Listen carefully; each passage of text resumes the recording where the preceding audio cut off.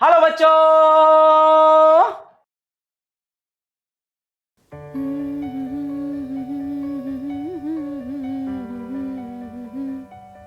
बच्चों, हर घड़ी बदल रही है रूप जिंदगी। एवरी डे, एवरी मिनट, हर पल कुछ ना कुछ बदल रहा है। कुछ नई चीजें बन रही हैं, कुछ पुरानी चीजें अलग हो रही हैं। Right students? सो आज हम हमारे लेक्चर में एटम्स एंड मॉलिक्यूल्स के चैप्टर में ये जानेंगे कि जब कोई केमिकल रिएक्शन होता है, कोई फिजिकल चेंज या केमिकल चेंज होने पर, जिसे हम केमिकल रिएक्शन से डिनोट करते हैं, उसके बारे में आज हम डिटेल में जानेंगे कि किन लॉस को वो फॉलो करते हैं, एक्चुअल में हो क्या रहा है इनके साथ।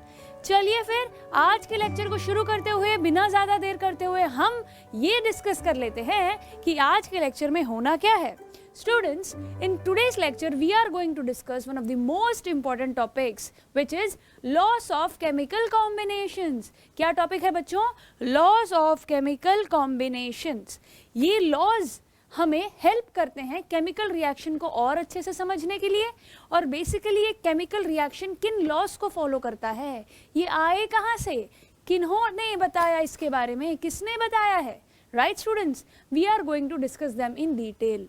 कब आए, किसने बताए, उसके में है क्या बात समझने लायक। Right, we are going to discuss all of them. And then one of the most important concept of atom which is Dalton's atomic theory. John Dalton नाम के साइंटिस्ट ने एटम के बारे में एक थियरी दी है जिसे कहा जाता है डाल्टन्स एटॉमिक थियरी। आज हम इन दोनों कॉन्सेप्ट्स के बारे में डिटेल में समझने वाले हैं बच्चों।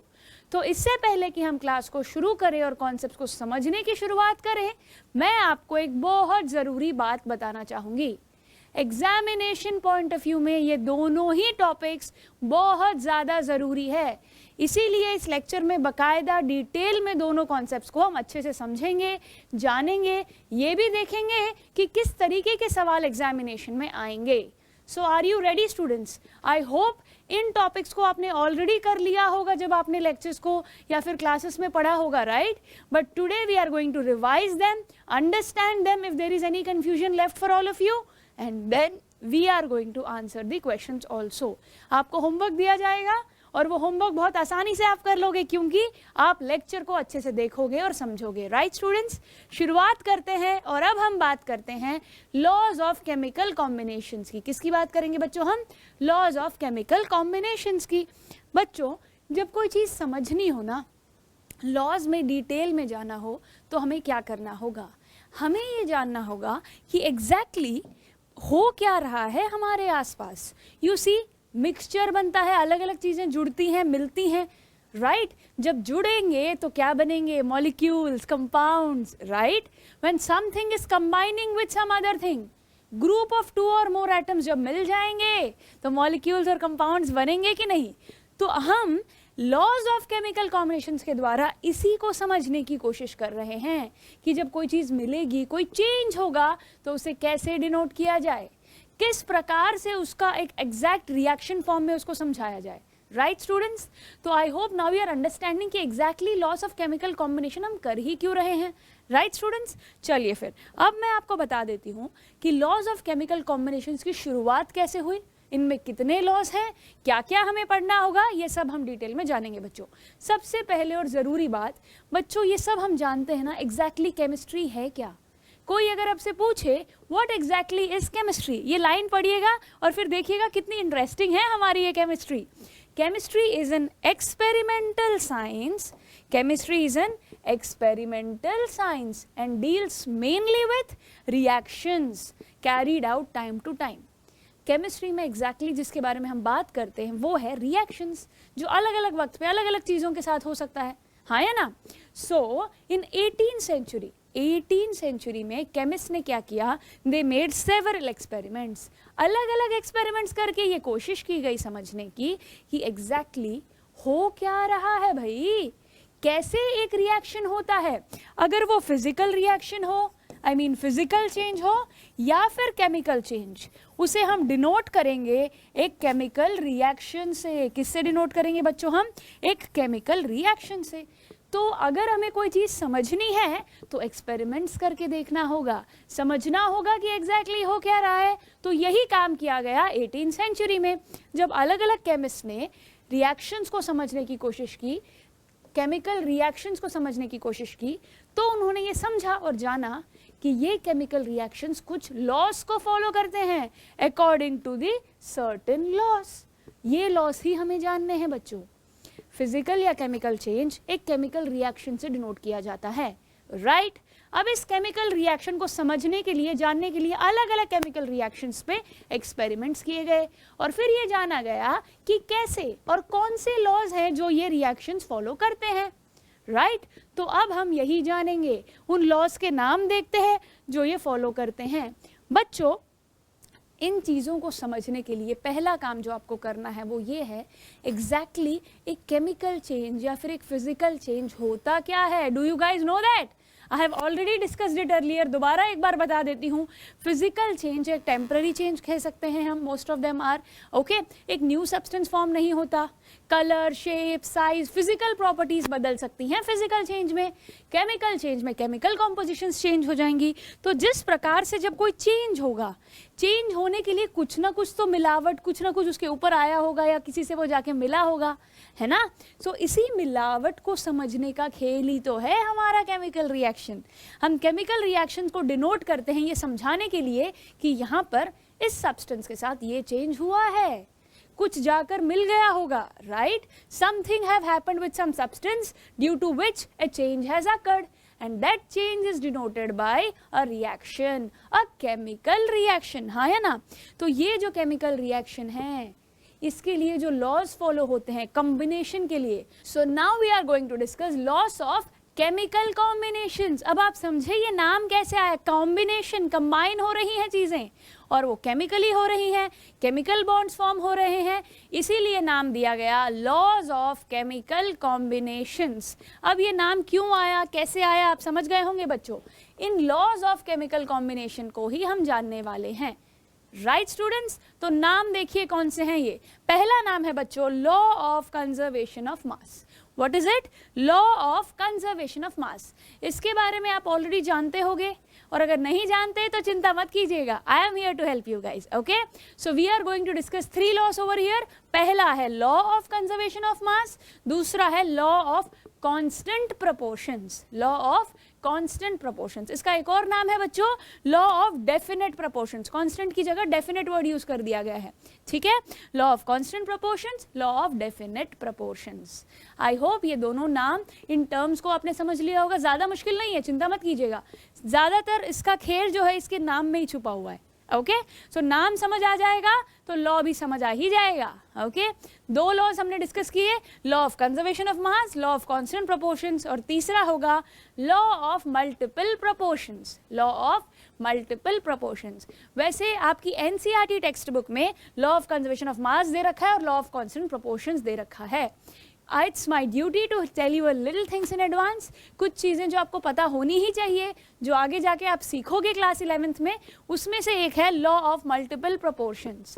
एडवांस एनटीएससी लेवल अगर बच्चा कॉम्पिटिटिव लेवल में कुछ जानना चाहता है, इस चैप्टर में से करना चाहता है, तो लॉ ऑफ मल्टीपल प्रोपोर्शंस जानना बहुत ही ज़्यादा ज़रूरी है, okay students. So I will tell you what exactly is law of multiple proportions also, okay. चलिए फिर शुरू कर लेते हैं। पहले हम बात करेंगे सबसे आसान लॉ की, बहुत ईजी है, सिंपल है, जल्दी समझ भी आ जाएगा। चलिए फिर शुरू कर लेते हैं। पहले लॉ के बारे में जानना, लॉ ऑफ कंजर्वेशन ऑफ मास। नाम में ही बहुत कुछ है लिखा बच्चों। जब कोई चीज़ को समझने की कोशिश की जाए, सबसे पहला सवाल आपके दिमाग में आना चाहिए, बताया किसने, कब बताया। तो आपको ये याद रखना होगा, इंटरनल में क्वेश्चन भी आ सकता है इसके बारे में। So please mark it also and note it down, और अपने दिमाग में भी इसका नाम और ये साल याद रख लीजिएगा कि लॉ ऑफ कंजर्वेशन ऑफ मास किसने बताया और वो किस साल में आया। Note it down students. ये बात हुई है, ये बताया गया है एंटोइन एल लावोइजर के साथ। एंटोइन एल लावोइजर ये एक ऐसे साइंटिस्ट है जिन्हें फादर ऑफ केमिस्ट्री भी कहा जाता है बच्चों। क्या कहा जाता है? The father of chemistry, because he proposed a very significant law. बहुत जरूरी लॉ बताया था इन्होंने, एंटोइन एल लावोइजर ने। जनरली अगर सिर्फ लवॉइजर भी लिख दोगे तो काम चल जाएगा। ओके, एग्जामिनेशन में सिर्फ लवॉइजर भी आ सकता है, नाम ज़्यादा मुश्किल है नहीं, एंटोइन एल लवॉइजर। ठीक है, तो लवॉइजर जी ने क्या किया, एक बहुत सिग्निफिकेंट लॉ दिया जिसका नाम है लॉ ऑफ कंजर्वेशन ऑफ मास। ये बात क्लियर है? कौन से साल में दिया बताइएगा जरा? 1798 में दिया गया है बच्चों। ये लॉ कब दिया गया है? 1798 में। Okay, remember this now. अब एंटोइन एल लवॉइजर ने बहुत इंपॉर्टेंट लॉ यानी कि लॉ ऑफ कंजर्वेशन ऑफ मास बता दिया है। क्या ये लॉ? स्टेटमेंट बताइए जरा इसके बारे में। बहुत इजी है बच्चों, देखिएगा स्टेटमेंट क्या है। It states that the total mass of the products obtained during any physical or chemical change is always equal to the total mass of the reactants taken at the beginning of the change. Confusion है? चिंता मत करो। कोई change, जैसे आपने कभी कभी movies में एड्स में देखा होगा, बिफोर आफ्टर देखा था, कैसे कुछ लोग अपना वजन कम कर लेते, पहले बिफोर कुछ और होते हैं, आफ्टर कुछ और होते हैं। यहाँ पर ये कहा जा रहा है फिजिकल चेंज या केमिकल चेंज हो जाने पर बिगिनिंग में, शुरुआत में जितना मास था उतना ही मास एंड में भी होगा। ओके, इस बात को सिंपल भाषा में समझाती हूँ मैं आपको। सिंपल भाषा में हम ये कहेंगे that the matter is neither created nor be destroyed in a chemical reaction. Matter, mass of a substance can neither be created nor be destroyed in a chemical reaction. यहाँ पे ये कहने की कोशिश कर रही है, शुरुआत जब केमिकल रिएक्शन की हुई, जितना मास था ना, अमाउंट मास देखिए केजी में, उतना ही मास एंड में भी होगा। Mass of the products, the total mass of the products is equal to the total mass of the reactants. ये बात यहाँ समझाने की कोशिश की जा रही है बच्चों। Law of conservation of mass बहुत ज़रूरी है, और वो इसीलिए भी ज़रूरी है कि अगले साल 10th में भी सीखने वाले हो आप इसके बारे में। ये यूज़ करोगे आप अपने पहले ही चैप्टर में 10th क्लास में। So you have to understand this properly. Here we are trying to tell that mass can neither be created nor be destroyed in a chemical reaction. जब हमने शुरुआत की, जितने मास के साथ हम शुरुआत करेंगे, रिएक्शन में चाहे कितना भी फेरबदल हो जाए, कुछ भी नया सब्सटेंस बन जाए, पर मास सेम रहेगा दोनों ही तरफ। टोटल जब हम काउंट करेंगे तो दोनों का मास सेम रहेगा। अब आप बोलोगे मैम समझ तो आ गया है, पर थोड़ा सा ना क्लियर नहीं है। पता है क्यों? जब तक हम किसी चीज़ का एग्जाम्पल नहीं देखेंगे तब तक दिमाग में क्रिस्टल क्लियर पिक्चर नहीं आएगी। सो चलिए फिर अब उसकी तरफ बढ़ते हैं। क्रिस्टल क्लियर पिक्चर के लिए हम एग्जाम्पल देख लेते हैं। एक रिएक्शन देखिए बच्चों, ये एक केमिकल रिएक्शन है। केमिकल रिएक्शन सिंपल नजर आ रहा है। कैल्शियम कार्बोनेट को डिकम्पोज हो गया, डिसोसिएट होके CaO + CO2 बन गया है। ओके, सो हमारा प्रोडक्ट साइड, रिएक्टेंट साइड पहले क्या है देख लो। ठीक है, प्रोडक्ट साइड और रिएक्टेंट साइड दोनों तरफ क्या है हमें पता होना चाहिए। जो पार्टिसिपेट करता है रिएक्शन में उन्हें कहते हैं हम रिएक्टेंट्स। तो यहाँ पे हमारा रिएक्टेंट एक ही है, यानी कि CaCO3। Okay, CaCO3 split up हो गया है और बन गया है CaO + CO2। अब अगर हम इसके मास को देखें तो देखना दोनों तरफ का मास सेम होगा। चलिए देखते हैं। अगर 100 ग्राम ऑफ कैल्शियम कार्बोनेट, यहाँ पे कह रखा है 100 ग्राम of calcium carbonate is strongly heated, क्या किया गया है बच्चों? यहाँ पर इसको हीट किया गया है। We get 56 gram of calcium oxide. कितने ग्राम का कैल्शियम ऑक्साइड मिला? 56 ग्राम। और देखिए, and 44 gram of carbon dioxide, 44 gram of carbon dioxide. अब होगा क्या?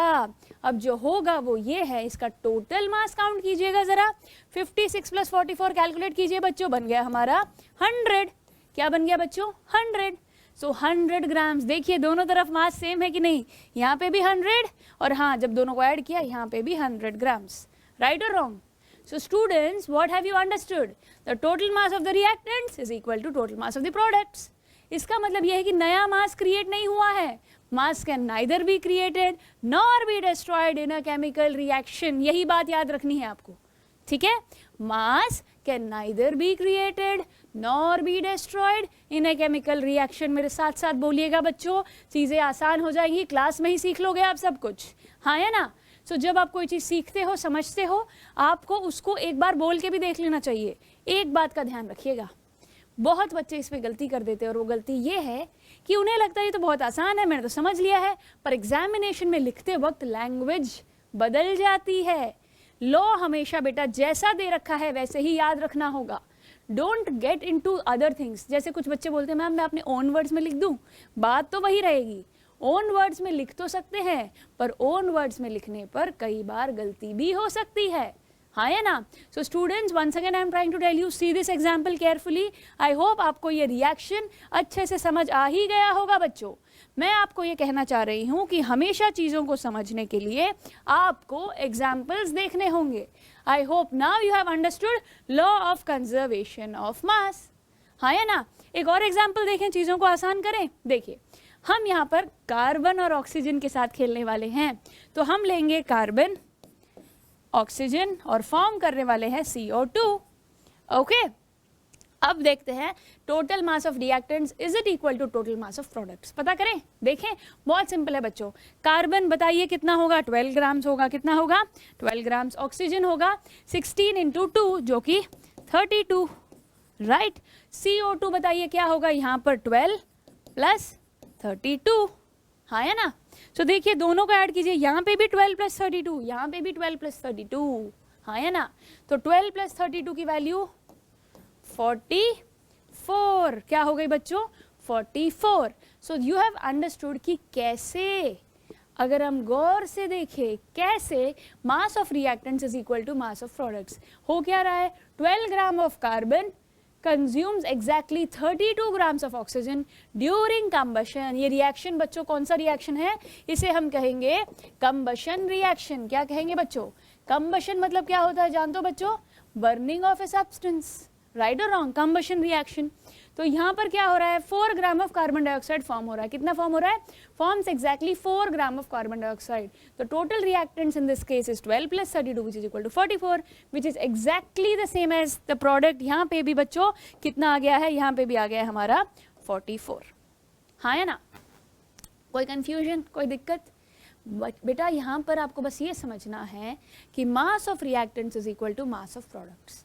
कोई भी रिएक्शन ले लो, कोई भी केमिकल रिएक्शन ले लो, मास जब फाइंड आउट करोगे दोनों तरफ का तो वो हमेशा सेम रहेगा। टोटल मास की बात हो रही है, किसकी बात हो रही है यहाँ पर, टोटल मास की बात हो रही है। I hope now this is clear to all of you. अब बताइए जरा, law of conservation of mass बिल्कुल क्रिस्टल क्लियर है, हाँ या ना। मैं आपको एक बात समझाती हूँ बच्चों, अगर आपको लॉ ऑफ कंजर्वेशन ऑफ मास को और अच्छे से डिटेल में जानना है तो ये रिएक्शन देखिए आप, यहां पर क्या होगा, for example ABCD, small ABCD है, कैपिटल ABCD है। स्मॉल ABCD यहां पर है कोएफिशिएंट्स, क्या है बच्चों, ये है कोएफिशिएंट्स। आप चिंता मत कीजिए, आप इसके बारे में जानेंगे, क्लास 10th में भी आएगा chemical reactions and equations chapter. यहाँ पर आप law of conservation of mass जब सीखेंगे तो ये जानेंगे कि A plus B is equal to C plus D, हाँ है ना। सो यहाँ पर हम ये कहने की कोशिश कर रहे हैं कि total mass of the reactants, जितने भी ग्राम्स, जितना भी मास होगा ना रिएक्टेंट्स की तरफ, उतना ही प्रोडक्ट्स की तरफ होगा। So what we have to understand by law of conservation of mass, बताइएगा जरा। Law of conservation of mass में अगर आपसे कोई स्टेटमेंट पूछे तो हम लिखेंगे mass can neither be created nor be destroyed where, in a chemical reaction. कहाँ पे होगा ये, केमिकल रिएक्शन में। केमिकल रिएक्शन क्या होता है जानते हो, नए सब्सटेंसेस फॉर्म होते हैं, रिएक्टेंट्स कुछ कंबाइन होगा और रिजल्टेंट में कोई प्रोडक्ट आएगा, हाँ या ना। So reactants will combine together to form a product. ये बात समझ गए हैं ना हम। तो कभी कभी कॉम्बिनेशन होता है, कभी कभी डीकम्पोजिशन होता है, अलग अलग तरह के रिएक्शंस होते हैं जो हम आगे जाके सीखेंगे। अभी के लिए हमें ये जानना है कि mass can neither be created nor be destroyed in a chemical reaction. इसीलिए तो total mass of the reactants is equal to total mass of the products. I hope now there is no confusion left my dear students. ये बहुत important law है, 10वीं में भी करना पड़ेगा, अभी भी इसमें से सवाल आएंगे।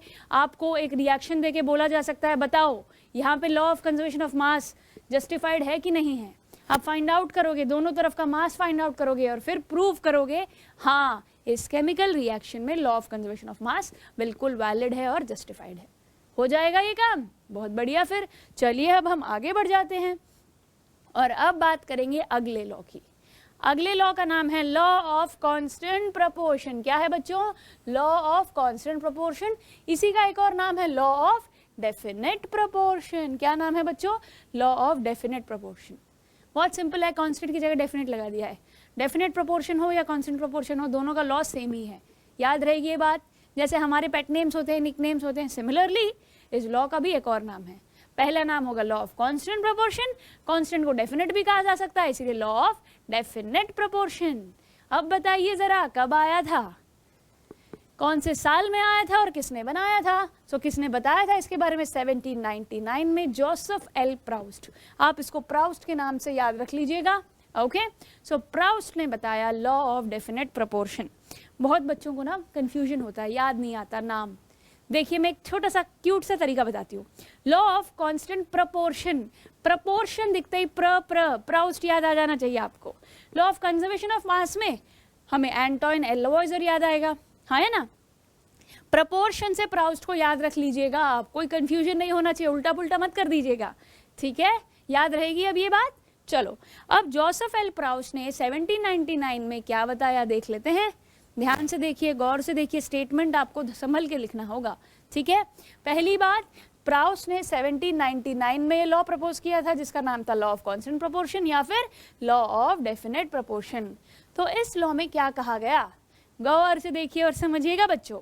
यहाँ पर ये कहा गया, a chemical compound no matter from which source it is obtained always contains the same elements combined together in definite proportion by mass. कोई कंफ्यूजन, समझने में दिक्कत हो गई होगी? इस लाइन को गौर से देखिए और इसको समझने की कोशिश कीजिए बच्चों। बहुत सिंपल है, ये कह रहे हैं कोई भी सब्सटेंस आप किसी भी सोर्स से ले लो, ठीक है? एक सब्सटेंस अलग अलग सोर्सेस से पाया जाता है, हाँ या ना। किसी भी सोर्स से सब्सटेंस को ले लो, जब आप उसके मास को देखेंगे, एलिमेंट्स को देखेंगे जो कंबाइन हुए हैं, ये रहेगा कि the elements combine together in the definite proportion by मास। एक ही चीज को चाहे अलग अलग जगह से ले आओ, जो प्रोपोर्शन होगा एलिमेंट्स का कॉम्बिनेशन का, वो डेफिनेट प्रोपोर्शन बाय मास होगा। समझने के लिए एग्जाम्पल ले लेते हैं।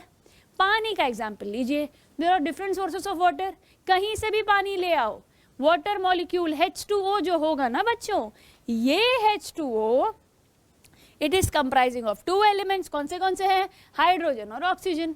दो हाइड्रोजन एटम एक ऑक्सीजन एटम जब कंबाइन होंगे तो होगा क्या बच्चों? अगर हम इसका रेशियो फाइंड आउट करें by mass, it will be 1:8। क्या होगा बच्चों? 1:8, हाँ या ना। तो बच्चों देखिए कैसे बन जाएगा 1:8। हाइड्रोजन 2 हैं, ऑक्सीजन 16 है, तो ऑब्वियसली 1:8 बन जाएगा कि नहीं, हाँ या ना। So, pure water obtained from any source always contain hydrogen and oxygen in the same fixed ratio 1:8 by mass. कुछ समझ आया? यहाँ पे ये कहने की कोशिश कर रहे हैं बच्चों कि जब आप पानी चाहे किसी भी सोर्स से ले आओ, जो रेशियो होगा मास का, जो रेशियो होगा वो हमेशा 1:8 ही होगा। जब हम मास का जिक्र करें, चाहे कहीं से भी पानी ले आओ, डिफरेंट सोर्सेस से ले आओ, the ratio will be fixed. Clear है ये बात? तभी हम इसे law of definite proportion, constant proportion कह रहे हैं, क्योंकि ये रेशियो फिक्स्ड है, कांस्टेंट है, डेफिनेट है। क्लियर है ये बात? समझ गए होंगे आप सब कुछ। अब बात करते हैं लॉ ऑफ मल्टीपल प्रोपोर्शन की। ये बच्चों एक बहुत जरूरी है, ये क्लास 11th में भी आने वाला है आपके, ठीक है? 11th में अगर हम इसे सीखेंगे तो क्यों ना एक आइडिया अभी लगा लिया जाए, हाँ या ना। पहली चीज किसने दिया था ये? It was given by John Dalton in 1808. Law of constant proportion और law of conservation of mass के काफी बाद में, वो 17th सेंचुरी में आया था, ये 18th सेंचुरी में आया था, ठीक है? ये बात याद रहेगी। हमारे जॉन डाल्टन साहब ने लॉ ऑफ केमिकल कॉम्बिनेशंस को देख के, उनको समझ के एक नया लॉ निकाला और उसका नाम रखा लॉ ऑफ मल्टीपल प्रोपोर्शन। क्या नाम रखा बच्चों? Law of multiple proportion. नाम में ही है मल्टीपल, देखिएगा समझ जाएंगे आसानी से। It was given by John Dalton in 1808, इसमें किसी तरह की कोई दिक्कत ही नहीं है। अब यहाँ पर ये कहा गया, जब एक एलिमेंट दूसरे एलिमेंट से कंबाइन करेगा, इट विल फॉर्म 2 और मोर डिफरेंट कंपाउंड्स, हाँ या ना। कुछ नई चीजें बनेंगी। जब बनेंगी, the mass of one element which combines with the constant mass of the other bear a simple ratio to one another. जो रेशियो होगा ना दोनों एलिमेंट्स के बीच में, वो सिंपल रेशियो होगा। क्या होगा? सिंपल रेशियो होगा। सिंपल होल नंबर रेशियो हम कह सकते हैं। जैसे कि एग्जांपल देखिए, carbon and oxygen when combine can form 2 oxides. Carbon और ऑक्सीजन मिलेंगे तो 2 तरीके से मिल सकते हैं, CO carbon monoxide and CO2 carbon dioxide. हाँ या ना, कार्बन मोनोऑक्साइड कार्बन डाइऑक्साइड। समझे कि नहीं ये बात आप? हाँ या ना। तो हमें ये देखना है कि कार्बन डाइऑक्साइड हो या कार्बन मोनोऑक्साइड हो, इन एलिमेंट्स का जो रेशियो होगा ना वो मल्टीपल हो सकता है, पर सिंपल रेशियो भी हम निकालेंगे उसका, simple ratio to one another. Complex numbers 1/2 2/3 ऐसे नहीं आएगा, सिंपल रेशियो आएगा। समझ गए ये बात? चिंता मत कीजिएगा, ये समझ भी ना आए तो कोई दिक्कत नहीं है, अगले साल फिर आना ही है। बाकी इतना मुश्किल खेल है नहीं यहाँ पर। यहाँ पे बस ये कहा जा रहा है जब 2 एलिमेंट्स कंबाइन होंगे, ओके देखिए, when one element combines with other element, एक एलिमेंट दूसरे एलिमेंट से कंबाइन हो जाएगा। जब वो होगा तो ऑब्वियसली 2 या 2 से ज़्यादा कंपाउंड्स बन जाएंगे। जब ये कंपाउंड्स बनेंगे, the mass of one element which combines with the constant mass of another, एक एलिमेंट दूसरे एलिमेंट के मास से जब कंबाइन कर जाएगा, जो रेशियो होगा उनका वो सिंपल रेशियो होगा। क्या होगा बच्चों? सिंपल रेशियो होगा। समझे इस बात को कि नहीं? एक कार्बन एक ऑक्सीजन ले लिया, एक कार्बन 2 ऑक्सीजन ले लिया, पर जब रेशियो की बारी आएगी तो सिंपल होगा। जैसे कि कार्बन की वैल्यू अगर हम देखें क्या लेंगे 12, ऑक्सीजन की अगर हम देखते हैं 16, हाँ है ना, 12:16, ओके। तो 2 टेबल से इसको हम कर सकते हैं, और भी कर सकते हैं, है ना, 3:4 ऐसे जा सकते हैं हम सिंपल रेशियो में, है ना। यहाँ पर ऑक्सीजन का हम लेंगे 12 और ऑक्सीजन का हम लेंगे 32, हाँ है ना। तो कैसे, फिर से इसको अगर हम सिंप्लीफाई करेंगे इसका भी सिंपल होल रेशियो आ जाएगा, सिंपल नंबर रेशियो, हाँ है ना। सो बच्चों सिंपल है, किसी तरह की कोई कंफ्यूजन आपको होनी नहीं चाहिए। बस ये कहने की कोशिश की जा रही है जब हम एलिमेंट्स को लेंगे कंबाइन करेंगे तो सिंपल रेशियो में ही निकलेंगे। उनका जो मास होगा जब उसका रेशियो फाइंड आउट किया जाएगा वो सिंपल होगा, चाहे वो मल्टीपल हो, चाहे ऑक्सीजन बढ़ा दिए ना हमने, बट फिर भी रेशियो जो होगा वो सिंपल रेशियो ही रहेगा। समझ गए हैं ये बात? I hope now there is no confusion at all. तो अब 3 laws, law of conservation of mass, law of constant proportions और लॉ ऑफ डेफिनेट प्रोपोर्शन। तीसरा क्या है? Law of multiple proportion. यहाँ पर रेशियो की बात की जा रही है, ठीक है? समझ गए हैं? किसी तरह की कोई दिक्कत नहीं है। मल्टीपल क्यों कहा हमने? क्योंकि हम ऑक्सीजन बढ़ाया ना हमने, एग्जाम्पल में देखा होगा आपने। चाहिए एक एलिमेंट को आप कितने भी मिला जुला लो, ओके, मल्टीपल कर लो, फिर भी जो रेशियो बन जाएगा मास के साथ वो सिंपल होगा हमेशा। Clear to all of you? Now let's discuss one of the most important questions of class 9. 5 number में ये सवाल मेरे टाइम पे भी आया था। जॉन डाल्टन जी ने जो एटॉमिक थियरी दी थी ना, उसके सारे पोस्टुलेट्स पता होने चाहिए। कहा क्या था उन्होंने? You have to know them and remember them all. NCERT text book में ऐसे राइट साइड में कितने छोटे से एक डब्बे के फॉर्मेट में आपको जॉन डाल्टन एटॉमिक थियरी समझा रखी है, हाँ या ना। उस जॉन डाल्टन की एटॉमिक थ्योरी को जानना, समझना और एग्जामिनेशन पॉइंट ऑफ व्यू में सही तरीके से लिखना बहुत ज़रूरी है बच्चों। कॉन्सेप्चुअली भी आगे भी काम आएगा। एटम के बारे में पता होना चाहिए हमें, एटॉमिक थ्योरी किसने दी ये पता होना चाहिए, क्या कहा ये जान लेते हैं, ओके। सो एक बात का ध्यान रखिएगा बच्चों, जब जॉन डाल्टन ने एटॉमिक थियरी दी वो दी 1808 में, 1808 में डाल्टन जी ने एटॉमिक थियरी दी और उन्होंने लॉ ऑफ केमिकल कॉम्बिनेशन में ध्यान में रखते हुए काम किया और तब ये मीनिंगफुल थियरी बताई, ठीक है। और इस थियरी में क्या क्या पोस्टुलेट्स थे जान लेते हैं। पॉइंट्स को बच्चों कहते हैं पोस्टुलेट्स। क्या कहते हैं? Postulates. I hope there is no confusion in this. So एक एक करके पोस्टुलेट को जानते हैं।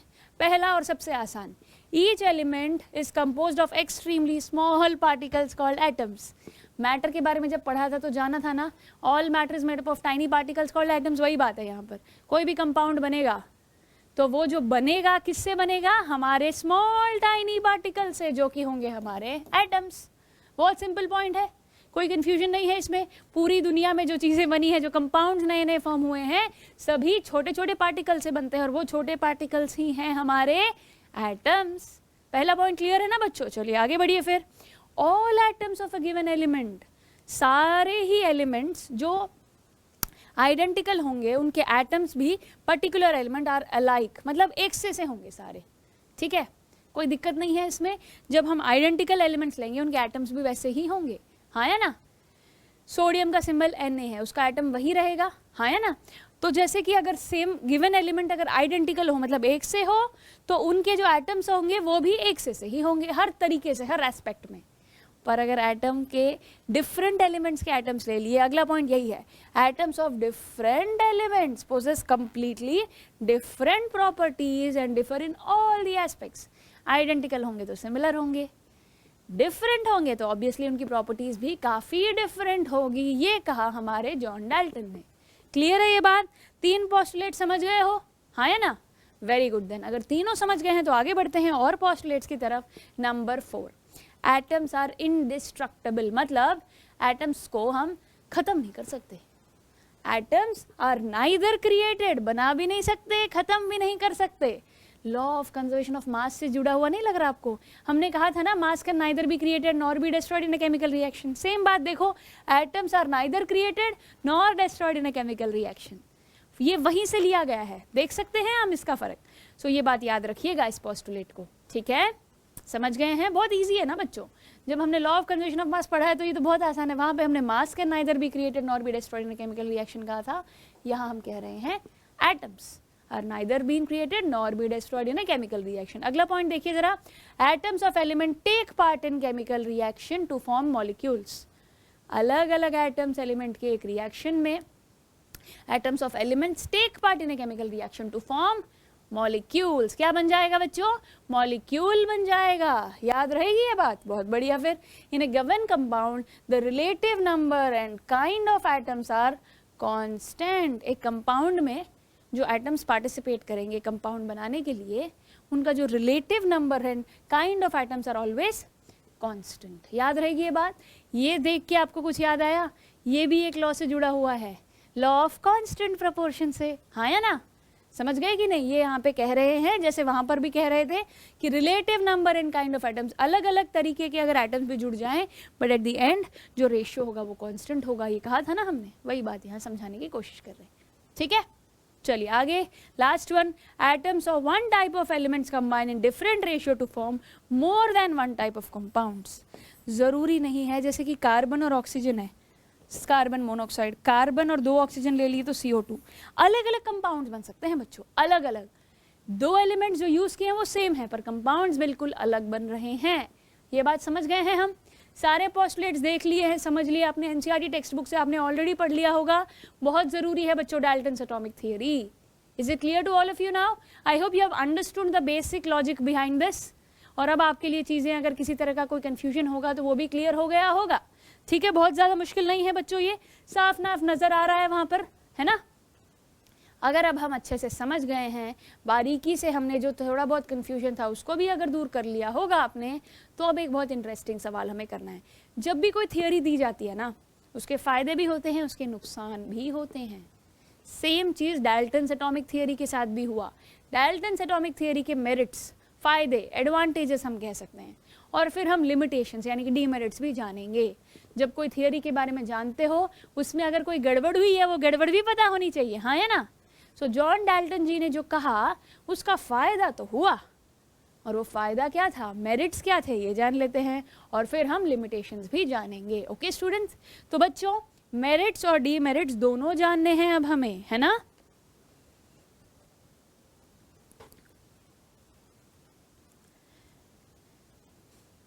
पहला मेरिट देखिए बच्चों क्या है, डाल्टन थियरी जो प्रोवाइड की उन्होंने, उस थियरी से हमें ना मैटर के बारे में बहुत चीजें पता चली।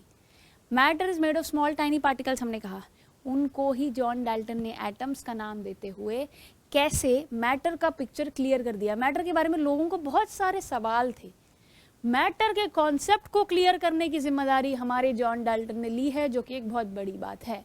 तो सबसे पहले वही पॉइंट है, देखिए John Dalton's theory provides a conceptual picture of matter. Conceptually matter को समझाने की कोशिश की गई। ये बताया गया कि atoms are the basic building blocks of matter. Obviously हाँ है ना, मैटर एटम से ही बनता है, स्मॉल टाइनी पार्टिकल से, so they are basic building blocks, हाँ है ना? जैसे आपने देखा होगा, हम जब दीवार बनाते हैं तो ईंटों से बनाते हैं, तो कोई भी चीज अगर बनेगी तो एटम से बनेगी, ये कह दिया हमारे जॉन डाल्टन ने। मैटर का पिक्चर क्लियर कर दिया और ये बताया कि atoms are the smallest unit, they are the smallest units of an element that can combine with other elements in a chemical reaction. Atom का डेफिनेशन पढ़ा था, याद है? Atoms are the smallest individual particles that can take part in a chemical reaction. वो बात बताई हमारे John Dalton ने, हाँ है ना। देखिए, इन कंपाउंड्स एटम्स ऑफ 2 और more elements combine in definite arrangement. Compound में डेफिनेट प्रोपोर्शन में ये एलिमेंट्स के एटम्स कंबाइन हो जाएंगे, हाँ है ना। सो जॉन डाल्टन ने एटम समझाया, बताया कि वो छोटा है और वो केमिकल रिएक्शंस पे पार्टिसिपेट करता है, और ये भी बताया कि कंपाउंड्स को वो फॉर्म करेगा अलग अलग एलिमेंट्स के एटम्स को जोड़ के, हाँ या ना। अब एक चीज़ और, ठीक है, ये बात फ़ायदा तो हम समझ ही गए हैं। अगला देखिए क्या फ़ायदा हुआ। The postulate of Dalton's atomic theory that atoms can neither be created nor be destroyed was the result of law of conservation of mass। ये बात मैंने आपको पोस्टुलेट बताते वक्त भी कही थी, ये एक बहुत बड़ा फायदा है इसका, है ना। कहाँ से आया ये postulate? It was the result of law of conservation of मास।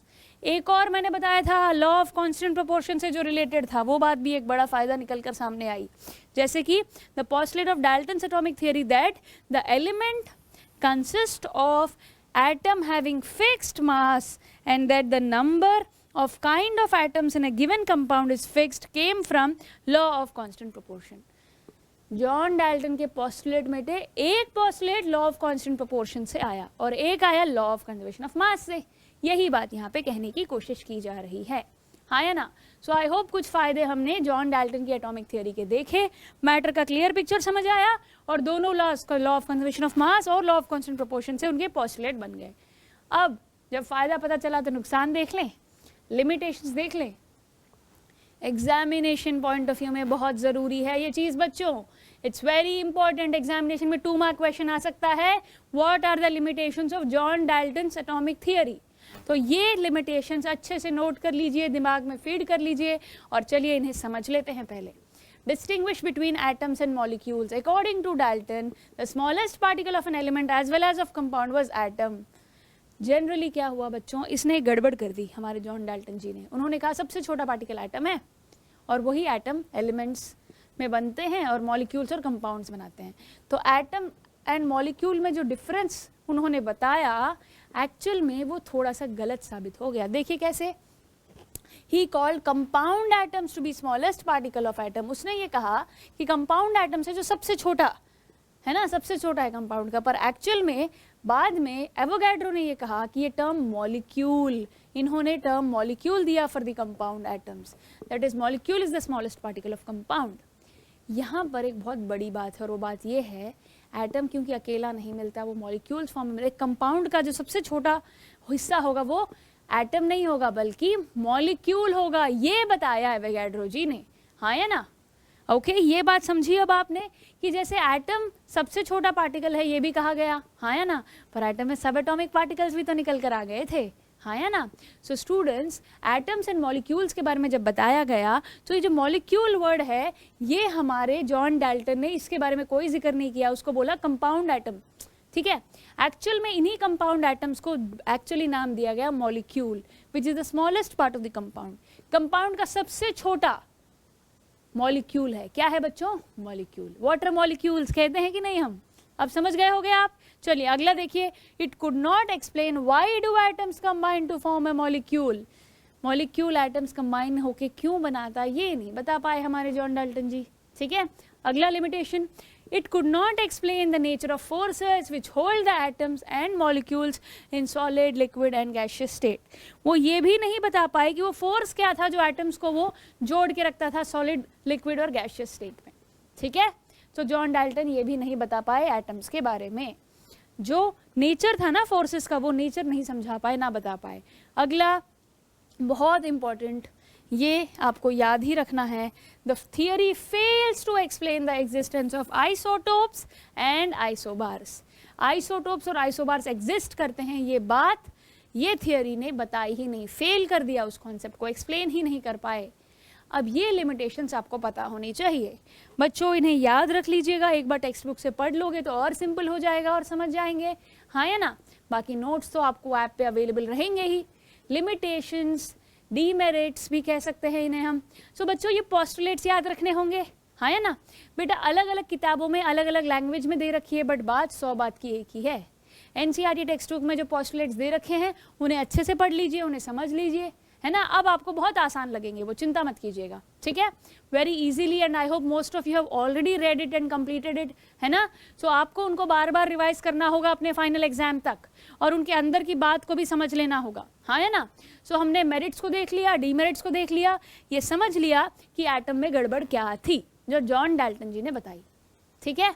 उस गड़बड़ को अगर देख लिया है तो अब बारी है मॉलिक्यूल्स और कंपाउंड्स। बार बार जिक्र हो रहा है इनका, मॉलिक्यूल क्या है, कंपाउंड क्या है, जल्दी से बता दिया जाए, ये डिफरेंस समझ लीजिए, बहुत बच्चों को पता होगा, हाँ है ना। बेटा एटम्स कंबाइन होते हैं, है ना, एटम्स कंबाइन होते हैं, मॉलिक्यूल बनता है, कंपाउंड बनता है। तो मॉलिक्यूल क्या होगा और कंपाउंड क्या होगा, ये हमें जानना। बच्चों, ए ग्रुप ऑफ 2 और मोर एटम्स ऑफ सेम और डिफरेंट एलिमेंट्स, सेम एलिमेंट भी हो सकते हैं, डिफरेंट एलिमेंट भी हो सकते हैं, जैसे कि O2 S8, हाँ है ना।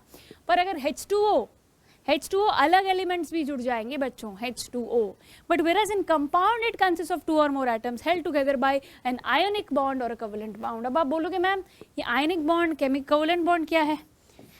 बहुत इंटरेस्टिंग कॉन्सेप्ट है बच्चों, ये क्लास 10th में भी हम सीखेंगे आयनिक बॉन्डिंग, कोवेलेंट बॉन्डिंग क्या होती है, ठीक है। अभी के लिए आप जान लो कि कंपाउंड में ना, जब कंपाउंड में अलग अलग एलिमेंट्स के एटम्स जुड़ जाते हैं तो उनकी जो बॉन्डेज होती है, मॉलिक्यूल्स बनते हैं यहाँ पर, बट यहाँ पर कंपाउंड्स बनते हैं।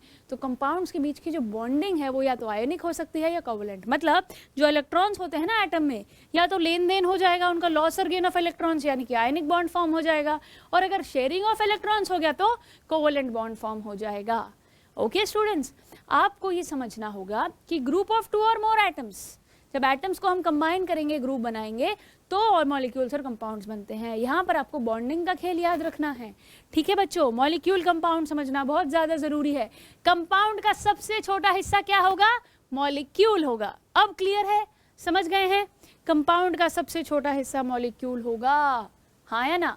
तो अब आपके लिए एक सवाल है, सवाल ध्यान से सुनिए। All molecules are compounds but all compounds are not molecules, true और false? Once again, all molecules are compounds but all compounds are not molecules, true or false? सोचिए जरा, होमवर्क क्वेश्चन है, मैं चाहती हूँ कि आप ट्रू है या फॉल्स है बताएं, ठीक है बच्चों। बहुत बढ़िया, आगे बढ़ते हुए अब मैं कुछ और क्वेश्चंस दे देती हूँ आपको। इसी क्वेश्चन है बच्चों जो NCERT से हैं और जो आपके एग्जामिनेशन में पक्का आ सकते हैं। आज का लेक्चर ध्यान से देखा होगा तो बहुत आसानी से क्वेश्चन हो जाएंगे बच्चों।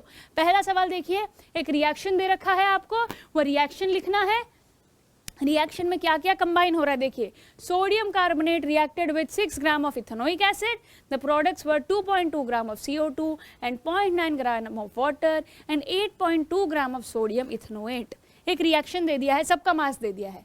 You just have to show that these observations are in agreement with law of conservation of mass. बहुत सिंपल है बच्चों, law of conservation of mass, एक रिएक्शन दे रखा है, सबके मासेस दे रखे हैं, बस आपको सिर्फ ये प्रूव करना है कि हाँ ये जो रिएक्शन है law of conservation of mass से अग्री कर रहा है, ठीक है, हो जाएगा। बहुत बढ़िया, अगला सवाल देखिए। Hydrogen and oxygen combine the ratio of 1:8 by mass to form water, है ना। So what mass of oxygen gas would be required to react completely with 3 gram of hydrogen gas? बहुत इंटरेस्टिंग सवाल है ये। देखिए जरा हो क्या रहा है यहाँ पर, हाइड्रोजन और ऑक्सीजन का खेल है, पानी बन जाता है। यहाँ पर रेशियो भी दे दिया है जो कि है 1:8 बाय मास। आपको ये बोलना है कि ऑक्सीजन का कितना मास लगेगा अगर 3 ग्राम ऑफ हाइड्रोजन के साथ मिलना है। इंटरेस्टिंग है, बहुत आसान होगा बच्चों ये आपके लिए। I think you can do this. Okay, दूसरा सवाल भी आंसर कर लीजिएगा, क्वेश्चंस को प्रॉपरली नोट कर लीजिएगा, जो बच्चे चाहें वो फोटो भी क्लिक कर सकते हैं। ओके स्टूडेंट्स, 1 और 2 ये 2 सवाल हो गए हैं। अब बारी अगले सवाल की, तीसरे सवाल की। बहुत इंटरेस्टिंग है ये भी और आसानी से कर जाओगे आप। ओके, आसानी से हम कर जाएंगे। देखिए, which postulate of Dalton's atomic theory is the result of the law of conservation of mass? आपको बस उस postulate को लिखना है जो law of conservation of mass से आया है। सिंपल है ना, कोई दिक्कत नहीं होगी इसमें। एग्जामिनेशन भी ही आ सकता है ये सवाल, ठीक है, 1 मार्क क्वेश्चन में। Define atomic mass unit.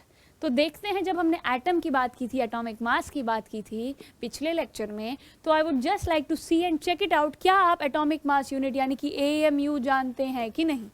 Don't worry, कोशिश कीजिएगा लिखने की, आगे इसके बारे में डिटेल में मैं मोल कॉन्सेप्ट में समझाऊंगी। ओके स्टूडेंट्स, मैं बस इतना चाहती हूँ कि आपको डेफिनेशन अभी के लिए पता हो एटॉमिक मास यूनिट का, क्योंकि ये सवाल 1 नंबर का एग्जाम में जरूर आ सकता है बच्चों। ठीक है। अगला सवाल, which postulate of Dalton's atomic theory is the result of law of constant proportions? क्या है बच्चों? Law of constant proportions. दो सवाल हैं, एक कौन सा postulate law of conservation of mass से आया और दूसरा कौन सा postulate law of constant proportion से आया। इससे डाल्टन्स एटॉमिक थियरी भी रिवाइज हो जाएगी आपकी। दोनों लॉज पे सवाल भी आपको दे दिए हैं। हाँ जी बच्चों, आपको प्रॉब्लम कैसे आएगा एग्जाम में ये पता होना चाहिए, इसीलिए मैंने आपको ये सवाल दिए हैं। तो students, I hope you will complete all your homework and you will realize कि किसी तरह का कोई कंफ्यूजन नहीं है इस कॉन्सेप्ट्स में। पहली बात बच्चों, ये जो हमारा चैप्टर है ना, atoms and molecules, examination point of view में बहुत ज़्यादा ज़रूरी है। ओके स्टूडेंट्स, और आज की क्लास में जो पढ़ाया गया सारे ही लॉज, यानी कि लॉज ऑफ केमिकल कॉम्बिनेशंस के स्टेटमेंट्स पता होने चाहिए। ठीक है बच्चों, स्टेटमेंट पता होने चाहिए। स्टेटमेंट के साथ साथ एज इट इज आपको स्टेटमेंट लिखना होगा। ओके, और स्टेटमेंट के बाद आप उनको प्रूव करना, उनको एग्जाम्पल्स के साथ आपको पता होना चाहिए बच्चों। ठीक है, हो जाएगा ये, आराम से समझ गए हैं अभी आप। प्रैक्टिस कर लीजिएगा सारे ही लॉस को स्टेटमेंट्स के साथ with examples. Okay, and then we will move on to our Dalton's atomic theory. Dalton's atomic theory के सारे पोस्टुलेट्स आपको पता होने चाहिए बच्चों। ठीक है, डाल्टन्स एटॉमिक थियरी के सारे पोस्टुलेट्स पता होने चाहिए। और फिर कौन सा पोस्टुलेट आया है law of conservation of mass से, कौन सा पोस्टुलेट आया है लॉ ऑफ कांस्टेंट प्रोपोर्शन से। जब हमने पोस्टुलेट्स के बारे में जान लिया, अब हम उसके फायदे, मेरिट्स या डीमेरिट्स को हम लिमिटेशंस कहते हैं कि भाई उसमें दिक्कत क्या हुई, कहाँ गड़बड़ हुई, कहाँ रह गए मिस्टर जॉन डाल्टन हमें समझाने के लिए, ये पॉइंट्स आपको पता होने चाहिए। सो आई होप स्टूडेंट्स आज की क्लास आपको इंटरेस्टिंग, इन्फॉर्मेटिव और अच्छी लगी होगी। आपको ये समझ आया होगा कि कैसे हमें पढ़ना है और समझना है। एक बात का याद रखिए, रटोगे तो भूल भी जाओगे, समझोगे फिर पढ़ोगे, बिना देखे लिखने की कोशिश करोगे तो एक बार दो बार में चीज़ें ज़रूर आसान हो जाएंगी। Okay students, so I hope you have enjoyed today's session. See you in the next session. Keep working, keep practicing. Don't forget to do the homework. बच्चों, practice is the key. ज़रूर आज जो हमने पढ़ाया है इन कॉन्सेप्ट्स को बिना देखे लिखिएगा और फिर हमारी NCERT से मैथ ज़रूर कीजिएगा बच्चों।